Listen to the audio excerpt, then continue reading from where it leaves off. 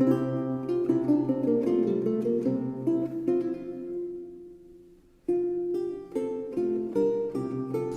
question qu'on nous pose très souvent, presque toujours, c'est pourquoi nous avons collectionné des broderies.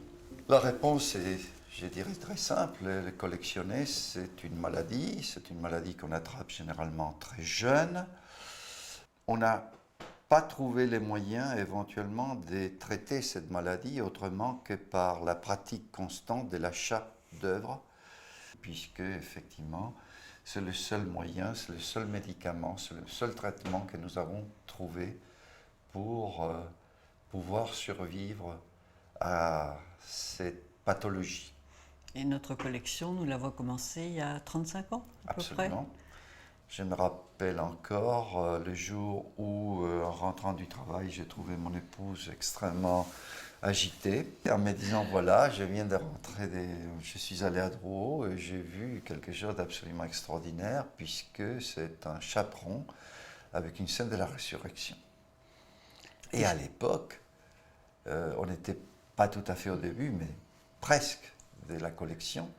On n'avait aucun objet avec une scène historiée. Ben, vous me croirez si vous voulez, mais je n'ai pas dormi de la nuit. Et le lendemain, je suis allée à la vente. C'était une superbe vente, une très belle succession. Finalement, c'est nous qui avons eu l'objet. Et heureusement, parce que, évidemment, à l'époque, on ne savait rien de cet objet, sauf que c'était un chaperon historié avec une résurrection. C'est après qu'on a trouvé que le modèle était de Tintoret. C'est un tableau qui est à Venise, à la Scuola San Rocco. Il y a donc le peintre Tintoret au XVIe, un graveur Sadler au XVIIe qui fait la gravure d'après le tableau. Et au XVIIIe, à Madrid, il y a un brodeur, le brodeur du roi, Gómez de los Ríos, qui décide de prendre ce sujet, de broder le chaperon d'après le tableau de Tintoret.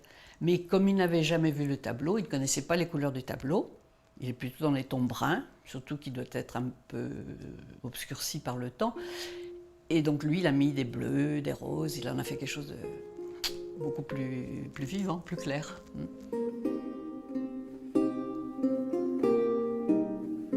Donc, une fois tombé en broderie, et en particulier en broderie liturgique, il faut bien voir que c'est la religion catholique qui offrait, pour ainsi dire, les plus grandes possibilités de trouver des objets de grande beauté brodés comme nous les souhaitions.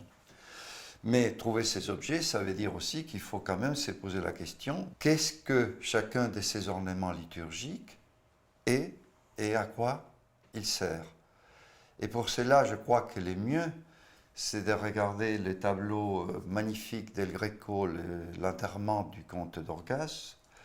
Cette scène représente la mise en terre du corps du comte. Et là, on voit très bien deux personnages, un évêque avec une chape, et cette chape a des ors froids, et cette chape aussi a un chaperon. Il est mitré, et cet évêque tient le corps du comte d'Orgaz, tandis qu'en face de lui, un jeune diacre, habillé dans une dalmatique, est en train de l'assister.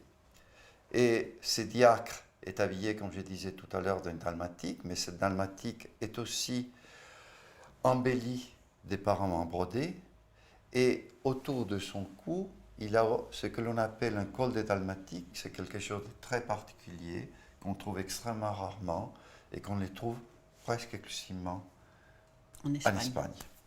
Il n'y a pas de chasuble. C'est normal qu'il n'y ait pas de chasuble, puisque ce n'est pas une messe. La chasuble, on la trouve dans un autre tableau, dans plusieurs tableaux, mais nous avons choisi la messe de Saint-Ignace de Loyola, de Rubens, ou bien la messe des Trinitaires de Carreño de Miranda, qui se trouve au Louvre. Ici, nous avons une bande d'or froid du dos d'une chasuble espagnole, et nous avons aussi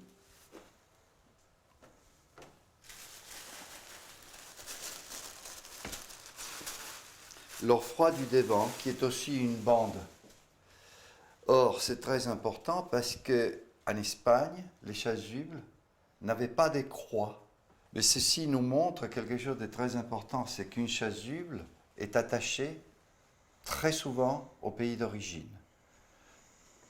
En Italie, à l'arrière de la chasuble, il y a toujours une bande comme en Espagne, mais si on la retourne, la forme est différente et il y a une croix en forme d'étau sur le devant. En France, on aura une bande toute simple sur le devant et une croix sur l'arrière, et la plupart du temps, cette croix sur le derrière va être en forme de croix rédentée. Donc, tous ces éléments-là vont nous aider à savoir quelle est l'origine de la pièce, quoique, dans la collection, vous allez voir effectivement une chasuble qui a un velours italien du 15e avec 2 bandes d'orfrois anglaises de la même époque.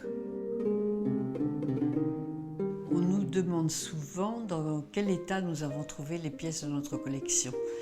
Nous avons essayé en général de n'acheter que des pièces en bon état, sachant que si nous devions les faire restaurer, le coût de la restauration serait trop élevé pour nos moyens. La pièce la plus ancienne de la collection, qui est la Vierge, la Seda Sapiense, qui est de 1425 environ, espagnole. Nous l'avons achetée à un collectionneur sans hésiter, sachant qu'une pièce comme celle-là, nous n'en retrouverions probablement jamais sur le marché. Il y a des pièces dans notre collection qui sont comme neuves. Par exemple, les pièces de l'Escorial. En très bon état aussi, le chaperon du Palais Royal de Madrid.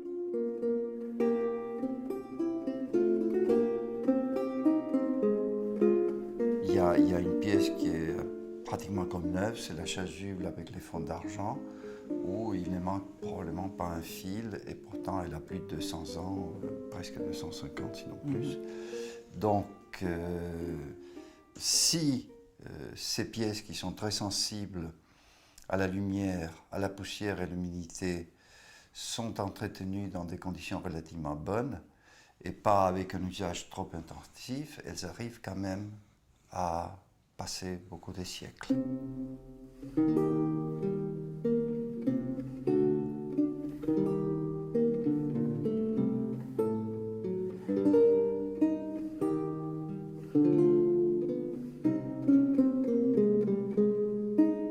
Et du point de vue de la technique, contrairement à ce qui se passe dans les cas de la peinture ou dans les cas du dessin, la broderie offre un éventail tellement immense. En particulier, si vous utilisez le fil de métal, vous êtes obligé de vous plonger pour savoir ce que c'est qu'un filet d'or, qui n'est pas un fil, tout en étant un fil. Qu'est-ce que c'est qu'une canettille? Qu'est-ce que c'est qu'une lame? Comment est-ce que cette lame peut être utilisée? Et donc, ça, c'est tout un langage que vous êtes obligé d'apprendre. Et cet apprentissage est long. Par exemple, sur cette pièce-là, le roi mage, ce qui est absolument magnifique, c'est qu'on n'a utilisé que de la canettille, avec quelques réaux de paillettes et des perles, mais la canettille que j'appelle dans tous ses états. Avec ça, on arrive à construire un cadre pour une image de roi mage qui a la texture de presque un ouvrage métallique. Dans ces petits voiles de calice qui fait 60 cm par 60 cm, les artistes, probablement d'un couvent, se sont concentrés à montrer au centre l'IHS dans une gloire rayonnante, fait avec une broderie d'or au coucher, en utilisant différents types de points couchés. Dans les 4 coins, les écoinçons, on a une broderie au point compté. Et ensuite, nous avons 4 magnifiques cartouches à l'intérieur desquelles il y a des architectures diverses dans des paysages. Elles sont essentiellement faites avec une broderie de soie. Et cette broderie de soie a utilisé différents points, en particulier les points que l'on appelle les passés en piétant, pour les zones dans lesquelles, par exemple ici, il y a le ciel, certaines parties de l'architecture. Donc nous avons dans le même objet 3 types de broderies différents avec des points qui sont différents aussi. Qui a fait ces broderies? 3 catégories de brodeurs: les professionnels, les gens dans les monastères et les dames à la maison. Alors les brodeurs professionnels, ce sont les hommes qui brodent à cette époque. Ce sont eux qui doivent faire l'apprentissage. Et l'apprentissage d'un brodeur peut durer de 4 à 8 ans avant qu'il ne puisse être maître. C'est eux qui reçoivent les commandes prestigieuses, bien sûr, parce que ce sont eux qui savent broder le mieux. Les broderies étaient plus chères qu'un tableau des grands maîtres.